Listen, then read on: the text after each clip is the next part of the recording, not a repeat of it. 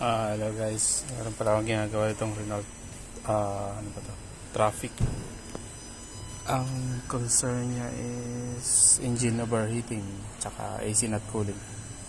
Pero yung AC nun connected lang yun kasi nag-overheat siya.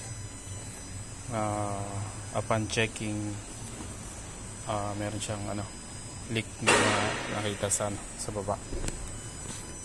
Tapos para sure nilagyan ko ng guys, pressure test para makita ko kung saan lumalabas yung leak. Kasi ngayon nakita ko itong hose na to guys. Ayan o. Ayan yun. Diyan ang gagaling guys. Ayan o. Dito siya. So hindi tayo masyado pinahirapan. Ikapot na natin ng hose. So easy diag lang, baga hindi tayo masyado pinahirapan.